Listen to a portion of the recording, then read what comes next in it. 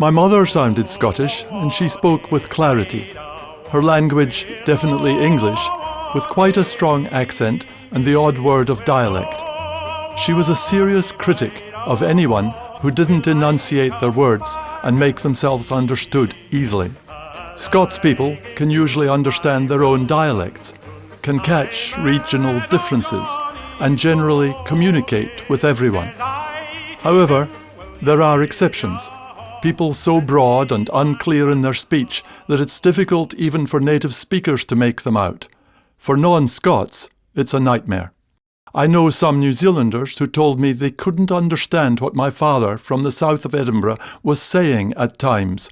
His accent so broad, his speech a bit fuzzy, especially after a whisky or three, and his language peppered with Scots words, all intensified because, as a bit of a character, he would often say some strange things.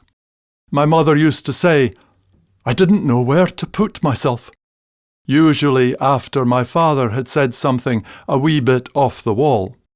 One example, I mind, or I often recall, is my father greeting Miss Burrell, my parents' rich, posh, elderly neighbour in Edinburgh, saying, "Aye, you old bugger, who are you getting on the day?" And my mother would rush to wheesht him before he uttered anything even worse. To make up for his indiscretion, she would say, "Oh, Miss Burrell, how lovely to see you out and about. How are you this morning?" My parents and their relatives were responsible for a fair measure of the Scottish expressions I remember.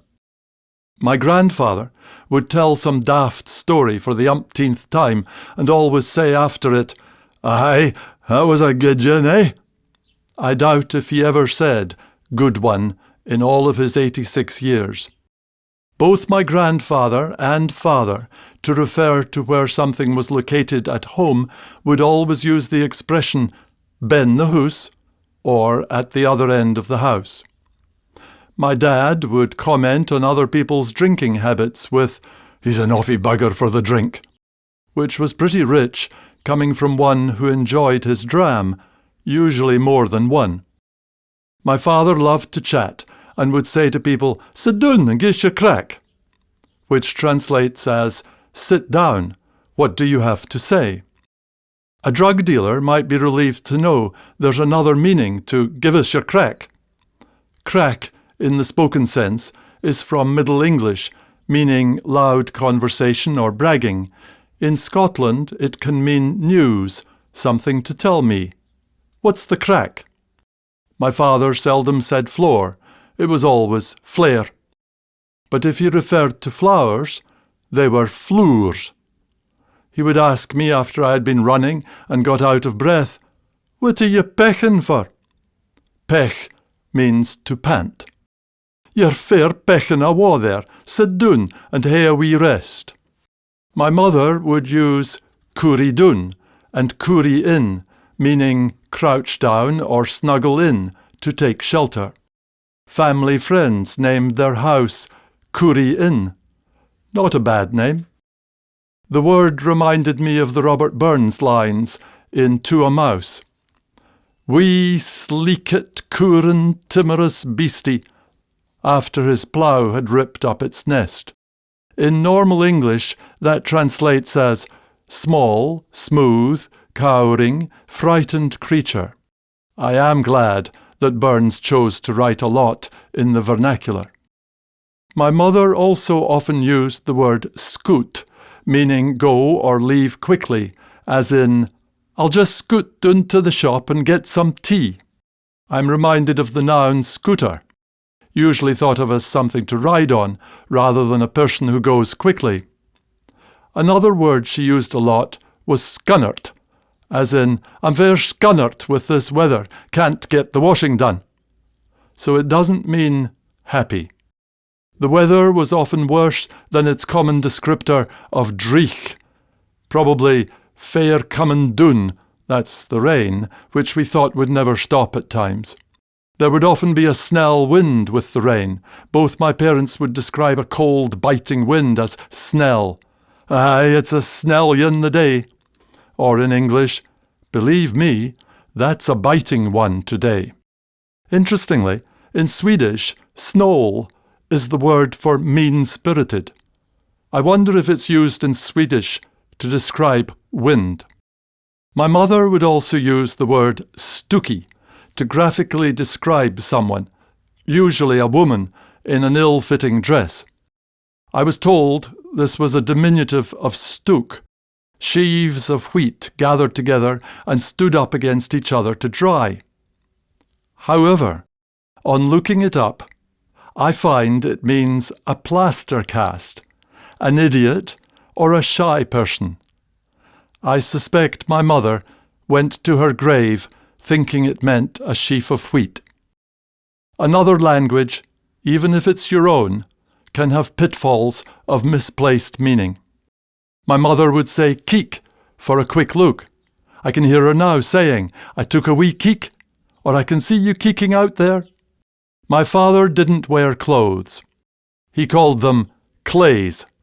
So he would say, I'll have to put on my good clays for Wally's funeral. Not a bad Scots sentence there. Only 2 straight English words out of 10. I heard my parents often say the word wain, which is short for wee one, hence a child. My father would say, aye, she had 2 or 3 wains, maybe even 4. He'd also use bairn. There were 2 bairns in that family. Dust wasn't dust to my mother. She used the word stoor. Origin, late Middle English, probably the same word, still in use. Stop that. You're making an awful stoor.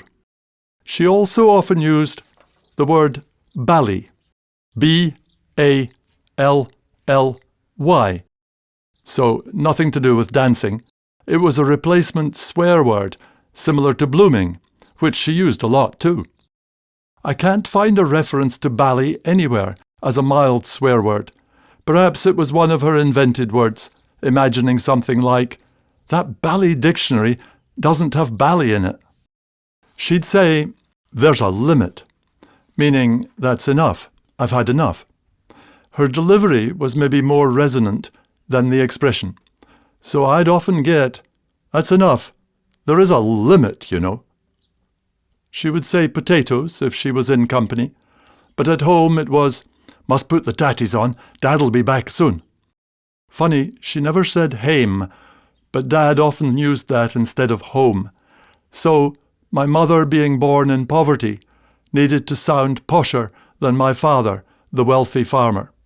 Very common usage was get a row or give you a row, my mother often warning, you'll get a row if you do that. My father and grandfather in the same vein would say, aye, that'll larn you, if there was something I'd done requiring correction, possibly a personal usage there instead of teach, but I'll stand corrected, it may well be Scottish general. There was an old gent living in a rough wooden caravan in the yard of the county council in Perth, where we would meet before going out to cut grass in country graveyards. The old fellow swore by matties and whisky for breakfast. Matties were tomatoes. I hope there was porridge there too. Here's an old Scots song. Please forgive the rendition. Oh, I'm no a wo to bide a wo. I'm no a wo to leave ye. I'm no a wo to bide a wo. I'll I come back and see ye. Well, maybe not so difficult to understand, just the word bide. A bit strange perhaps, but guessable. In Scots dialect it means stay or live. My father using it in, where'd you bide? That's, where do you live?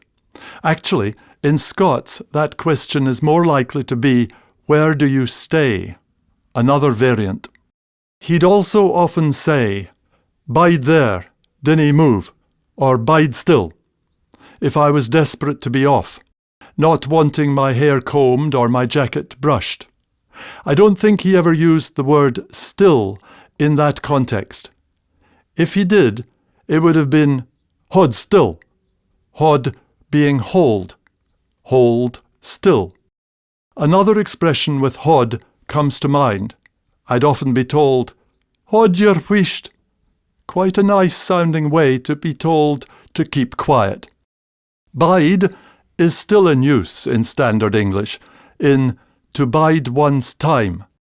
My mother often used it in bide the moment, always trying to appreciate fully here and now, especially if she was smelling a flower or eating something delicious. Then again, my mother would say of someone, I can't bide him and all his talk. Here it means tolerate. So bide was quite a word, often heard in my Scottish childhood.